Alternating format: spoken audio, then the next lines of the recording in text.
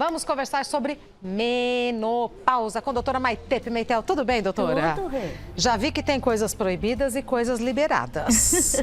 Não, aqui é tudo liberado, não é, doutora? Liberado. Só trouxe coisa que pode. Que bom. Que bom. Que são brócolis. Brócolis. Em que situação que eu devo comer brócolis? Bem, Já entrando na pauta direto. Boa. A menopausa, ela é a fase da mulher que tem muita mudança. Então, o cabelo fica mais fino, o sono fica mais irregular, a irritabilidade aumenta um pouco, aumenta a gordura visceral da barriga, o metabolismo cai mais de 30%. E então, metabolicamente falando, é uma fase que não tem tanta absorção de vitaminas e a gente também tem a perda de massa magra, músculo e aumento da gordura. Isso é muito sério. Muito sério. Não absorver as vitaminas e perder massa magra. Porque aumenta mais ainda o risco das fraturas, da osteoporose, né? Então, por isso que nessa fase a gente tem que pensar em ganhar massa magra, absorver mais vitaminas para ter o quê? Longevidade e qualidade de vida. Quando a gente fala, por exemplo, peixinho, proteína. Proteína é a fase da vida que a gente tem que comer mais proteína, na menopausa. Por quê? É fisiológico que a gente perca. Então, o ovo, carne, frango, peixe, brócolis, couve-flor, a gente acha que não tem proteína, mas tem. Tem fibras e proteína no caulezinho do brócolis. E, por exemplo, o brócolis tem cálcio. Não é a fase que tem mais osteoporose, então a gente tem que ter verduras escuras. E quem tem intolerância à lactose tem que ir para o gergelim e para as verduras escuras. Quem não tem intolerância ou alergia à lactose pode ir para o leite, para o iogurte, para o queijo branco, principalmente que tem a proteína e a lactose.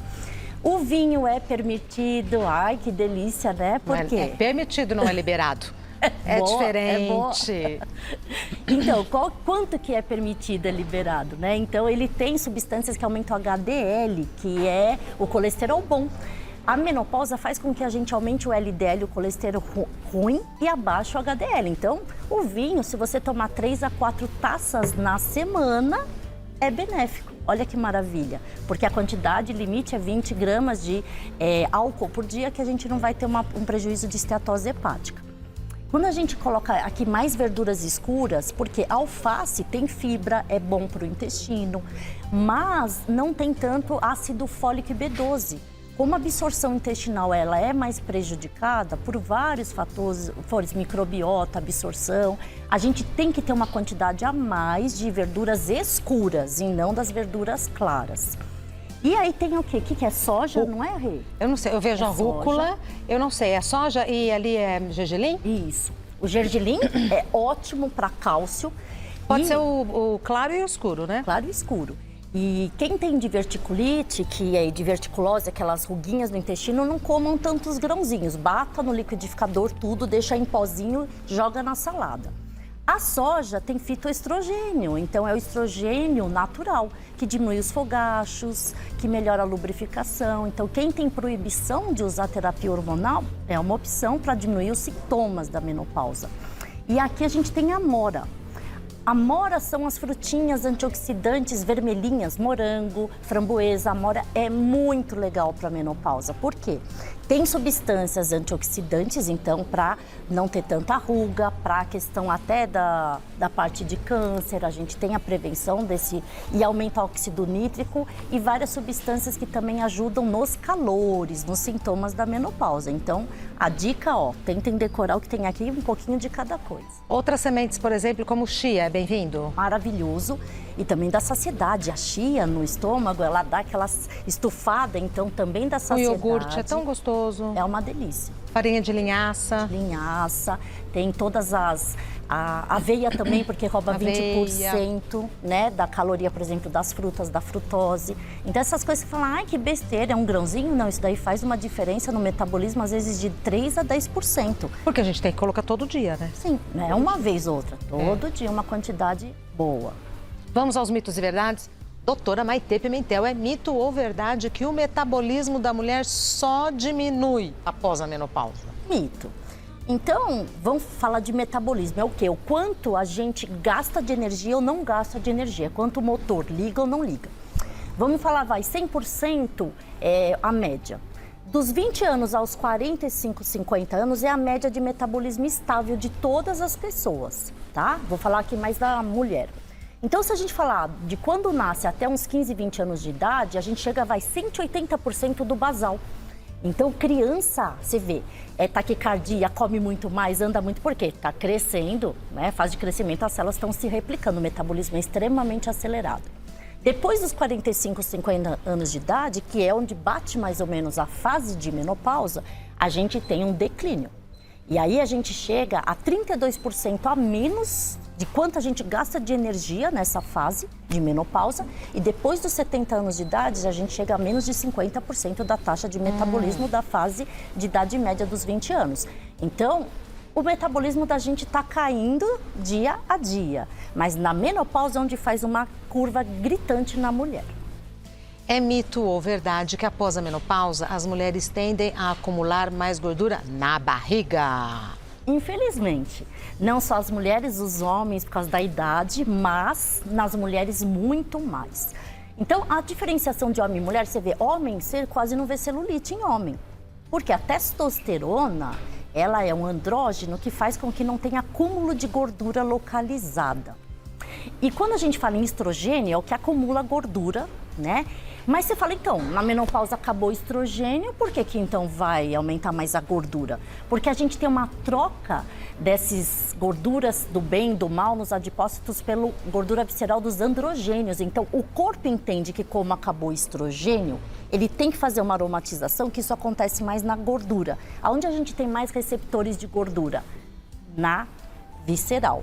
Por quê? Isso é fisiológico. A gente tem até um nome para isso, receptores carbinoides, porque é genético, é o acúmulo da gente de nutrientes. É lógico que tem genéticas específicas. Vocês veem famílias que têm mais o braço, tem um pouco mais de gordura na perna, tem o lipedema que embaixo também fica mais, mas aí são fatores de lipodistrofias que a gente tem. Então, toda mulher tem que se preocupar não por só estética. A gordura visceral não é só aquela que se aperta, é a que está por dentro, aumentando o risco de gordura de fígado, do infarto, do derrame, das doenças cardiometabólicas que aumentam nessa fase. Então, atividade física é fundamental por saúde. Fundamental, primordial nessa fase. Essa fase tem que comer mais proteína, essa fase tem que fazer muito mais musculação do que aeróbico. Por quê? Não está perdendo massa magra? Olha o raciocínio. Como é que a gente ganha músculo? Comendo mais proteína. Mas esse proteína aminoácido, ele tem que entrar dentro do receptor do músculo. Se o receptor, a boquinha está fechada, não entra. Como é que eu abro o receptor? Rompendo a fibra muscular. Então, um funcional forte, um pilates forte ou uma musculação são as técnicas de atividade física que a gente consegue romper a fibra. E faz um bem para a cabeça? Tão gostoso, não é? Muito gostoso. Exercício aumenta hormônios do bem, serotonina, dopamina, endorfina. Não pensa, entra no tênis e vai. Quando você acordar, você já tá lá puxando peso.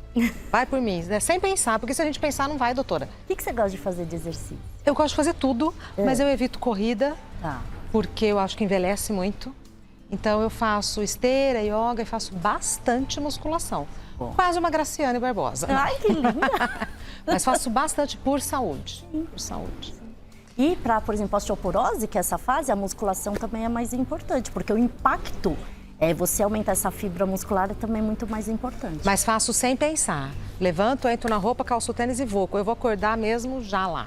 Você sabe que na aeronáutica, eu fui militar 9 anos, a gente tinha uma música para atividade física que eu penso nela quando eu tenho a preguiça de ir para academia.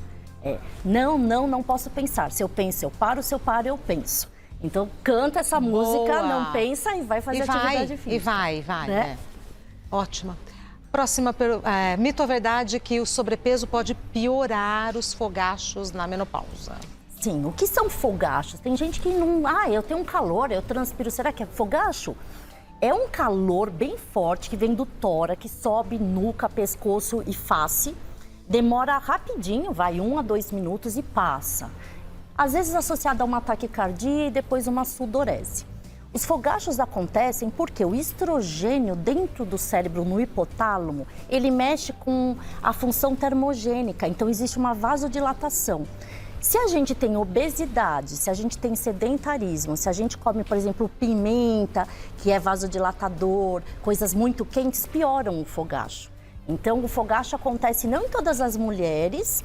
Existem mulheres, só 25% a 30% das mulheres têm, não é toda mulher que tem. Das mulheres que têm fogacho, Esse sintoma aparece principalmente no primeiro ano do climatério, 98%. O que é o climatério? É o que antecede a menopausa. Porque menopausa pra gente na medicina é não menstruar por 1 ano e o FSH, que é o exame do eixo, for maior que 25. Então a gente sabe fisiologicamente, porque às vezes tem mulher que fez histerectomia, que não tem mais como saber se está sangrando ou não, né? Então a gente vai pelo exame de sangue. Então essas mulheres que têm o fogacho sempre se beneficiam num lugar mais frio, com uma roupa mais não tão colada, que não... Você tem fases da vida que você tem que usar muito mais o ar-condicionado. Então, isso e emagrecer ajuda também na sintomatologia dos fogachos. É mito ou verdade que a terapia de reposição hormonal pode contribuir para o ganho de peso durante a menopausa?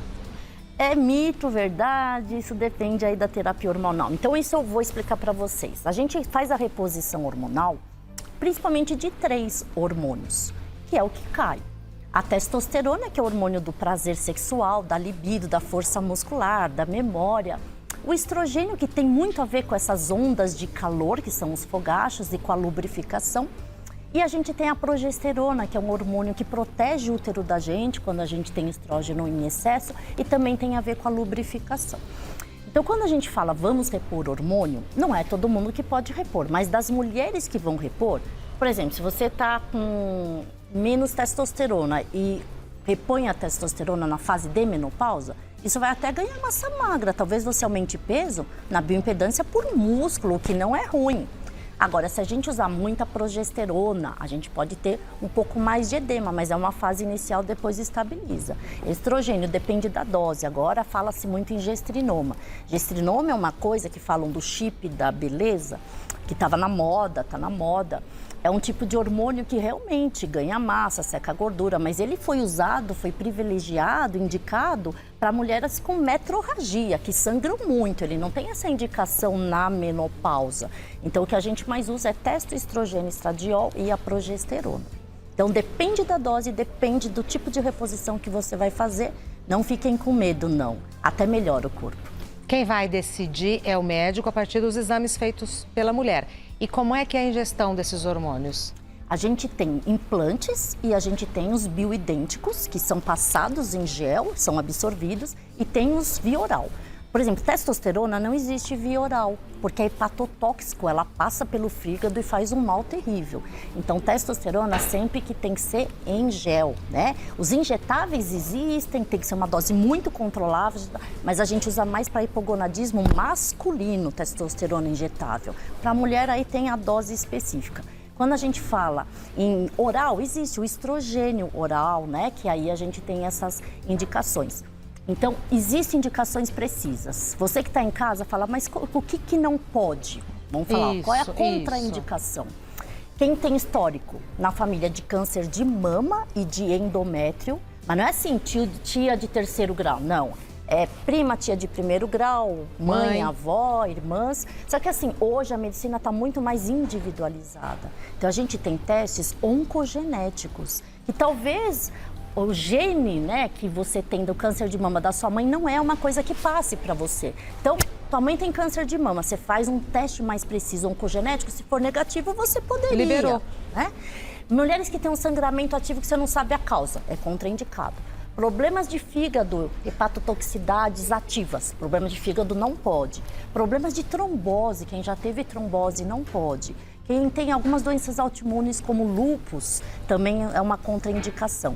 Então, essas são as contraindicações mais precisas. E adesivo para reposição hormonal? Adesivo também, que é tipo como se fosse o gel bioidêntico. Então, adesivo, a substância vai entrando devagarzinho e vai sendo absorvida. Eu pergunto porque quando a gente fala reposição hormonal, parece uma coisa tão complicada. É séria. Sim. Né? Mas é um trabalho sério do médico, né? Para paciente é super tranquilo. Porque parece, vai ser muito difícil para mim, não vou conseguir. Isso, é sério para o médico. É verdade, é verdade. Não é, o médico tem que estudar, saber, indicar. Saber a dose, mudar, aumentar, pedir os exames, né? Chegou na gente, é fácil. Boa, boa. Temos perguntas do pessoal de casa, um minutinho só, doutora. Perguntas do pessoal de casa, então, doutora. Marielva manda a primeira. Queda de cabelo na menopausa e ganho de peso. Pode ser alguma outra doença? Pode ser alguma outra doença associada? Pode sim. Então, Marielva, a gente sabe que na menopausa diminui, né, o volume do cabelo, a queda também aumenta. A gente sabe que aumento de peso pelo metabolismo cair fica mais evidente. Só que existem outras causas, são mais de 18 causas de queda de cabelo. O peso tem a ver com genética, com vários hormônios, com microbiota intestinal, com epigenética. Então, assim, tá acontecendo isso, tem um fator que é a menopausa, mas a gente não pode deixar de descartar as outras causas para ter uma eficácia no tratamento completo. Uma conversa com o médico. Sim. A próxima é da Eliene. Eu tenho 57 anos e estou na menopausa. Comecei a fazer caminhada e musculação para emagrecer há 3 meses, mas não estou vendo a diferença. É normal demorar mais para emagrecer nesse período? Bonitinha. É normal, demora um pouquinho mais para a gente ativar o metabolismo. Então, por exemplo, você está começando a fazer uma atividade física aeróbica.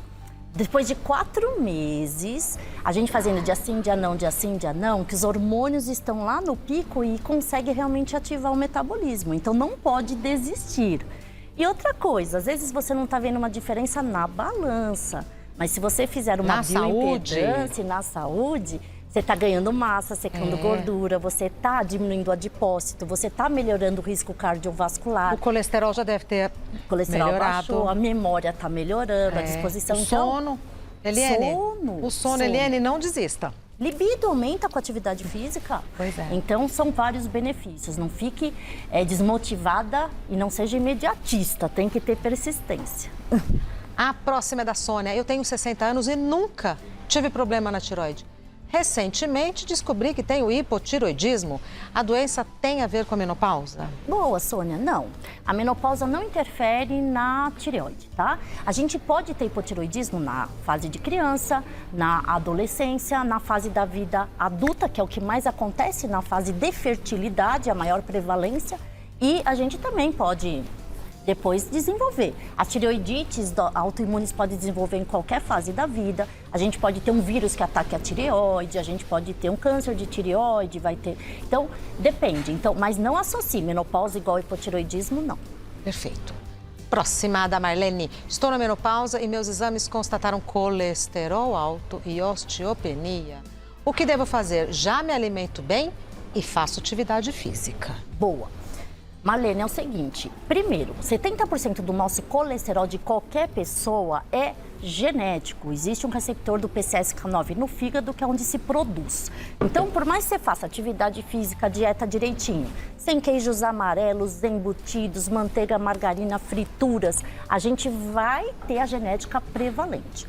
Tirando isso, por isso existem pessoas magras que fazem exercício, atletas que têm colesterol alto. E tem pessoas que já chegaram a uma bariátrica e nunca tiveram LDL alto. Agora, tirando isso, que é o básico, depois, quando entra na menopausa, a gente, por perder estrogênio, aumenta sim o LDL, aumenta o colesterol ruim. Então, você que às vezes sempre teve um colesterol bem controlado, é comum na menopausa ter um excesso de colesterol ruim, por causa dessa parte toda metabólica que a gente está falando hormonal. Então, realmente é uma fase que se tem que cuidar mais da atividade física e da alimentação, tirando as gorduras, as frituras, então, os coisa embutidos. Que sempre comeu, talvez seja a hora de tirar. A hora de tirar.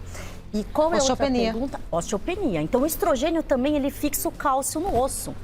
Perdeu o estrogênio, a gente não tem mais a mãozinha que leva o cálcio grudando no osso. Então, a incidência de osteopenia e osteoporose é muito incidente, é maior, 80% a mais na menopausa. No caso dela, a reposição hormonal pode ajudar além de um ajuste na alimentação? Muito. Então, uma das terapias para osteopenia não é sempre só os bifosfonatos, um monte de remédio de captação e tomar leite, iogurte, queijo, vitamina D. É também a reposição de estrogênio.